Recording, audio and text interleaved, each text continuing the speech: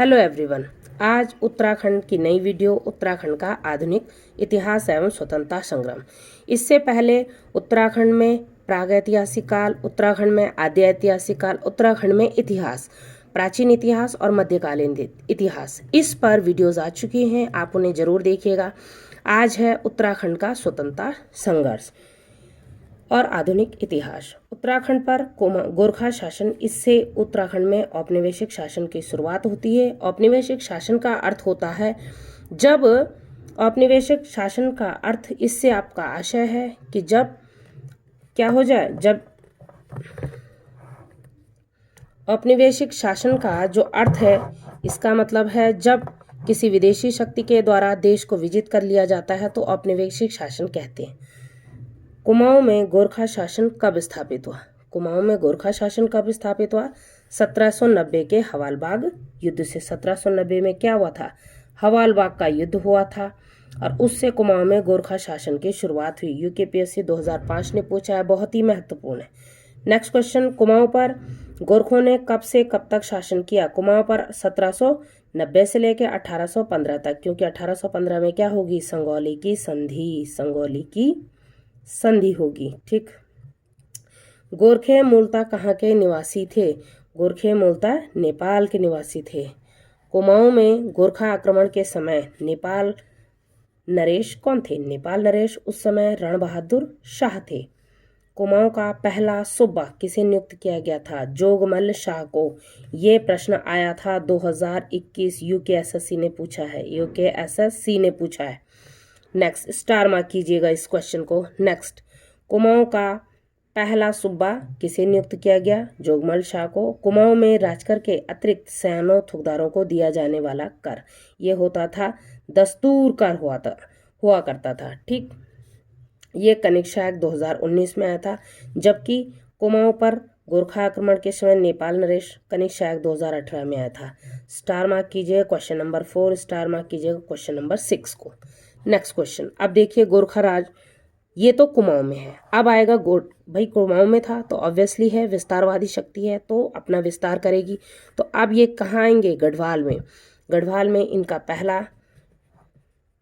गढ़वाल पर राज्य पर गोरखों ने आक्रमण कब किया? गढ़वाल राज्य पर गोरखों ने आक्रमण कब किया? जैसे ही उन्होंने कुमाऊं को जीता 1790 में, वैसे ही उसके बाद उन्होंने 1791 में गढ़वाल पर भी आक्रमण किया, लेकिन उन्हें मुंह की खानी पड़ी, क्योंकि इस समय गढ़वाल में इस समय राजा कौन है? गढ़ नरेश प्रद्युमन शाह। गढ़ नरेश प्रद्युमन शाह से इनकी हार हुई।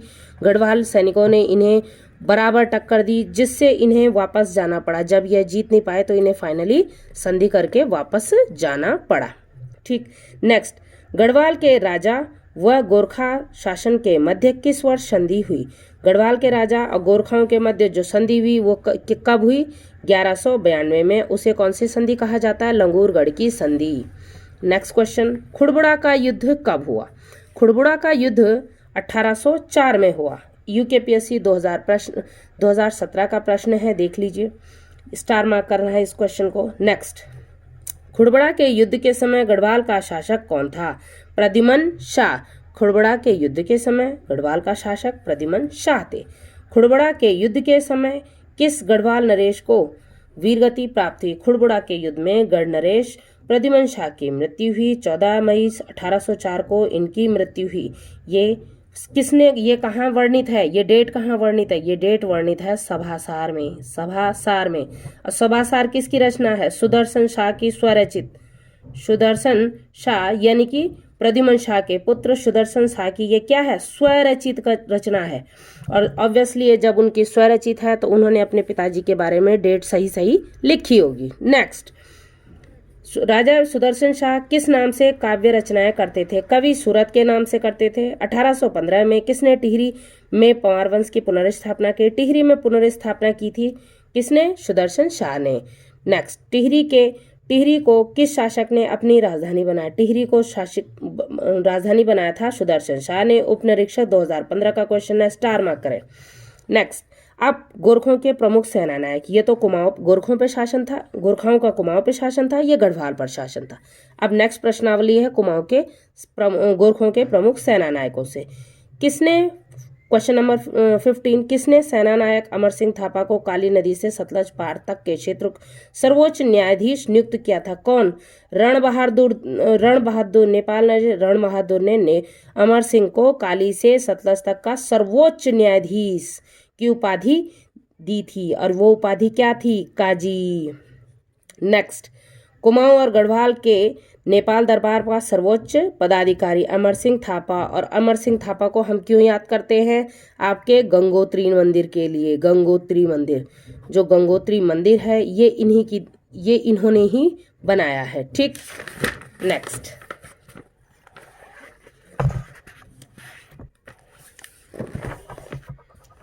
क्वेश्चन है, निम्न में से एक कला प्रेमी गोरखा नायक है। कौन नायक है? रणजोर सिंह थापा। नेक्स्ट, प्रसिद्ध चित्रकार व कवि मौलाराम किसके संरक्षण में थे? रणजोर सिंह थापा, क्योंकि ये कला प्रेमी है। कवि मौलाराम ने रणजोर सिंह थापा को किस उपाधि से अलंकृत किया? दानवीर करने। स्टार मार्क कीजिएगा, पूछा गया यूपीएससी के द्वारा। किस गोरखा सेनानायक के समय हरिद्वार की हर की पौड़ी में दासों की बिक्री होती थी? हस्तिदल चौतरिया के समय। इसे किसने देखा है? इसका प्रत्यक्षदर्शी कौन है? रैपर महोदय। रैपर एक अंग्रेज ब्रिटिश यात्री था, वह घूमने आया था, उसने यह देखा है। निम्न में से कौन गोरखा सेनानायक अत्यंत क्रूर व अत्याचारी था? भैरव सिंह। नेक्स्ट, निम्न में से किस गोरखा नायक ने उर्वरता के आधार पर भूमि कर निर्धारित किया? काजी बहादुर भंडारी। नेक्स्ट, गोरखा शासन के समय शुभ अवसरों पर जो लिया जाने वाला कर था उसे कहते थे टीका, भेंट और कनिक। शायद 2018 का क्वेश्चन है जो हाई कोर्ट की परीक्षा हुई थी। स्टार मार्क कीजिएगा इसे। नेक्स्ट, गोरखा काल में सेवा के बदले ली जाने वाली भूमि को क्या कहते हैं? माना चौल। जो विष्णुप्रीत भूमि थी ये किसे दी जाती थी? ये भूमि मंदिरों को दी जाती थी, ये मंदिरों को दान दी जाती थी, मंदिरों को दान दी जाने वाली भूमि थी ये। ठीक, सीता, ये प्राचीन काल में जो सरकारी भूमि राजकीय भूमि होती, प्राचीन राजशाही के समय तो ये राजकीय भूमि को सीता कहा जाता था, उस पर टैक्स लिया जाता था। तो नेक्स्ट, गोरखा शासन में युद्ध के अवसर पर प्रत्येक नौजवान से लिया जाने वाला कर मांगा।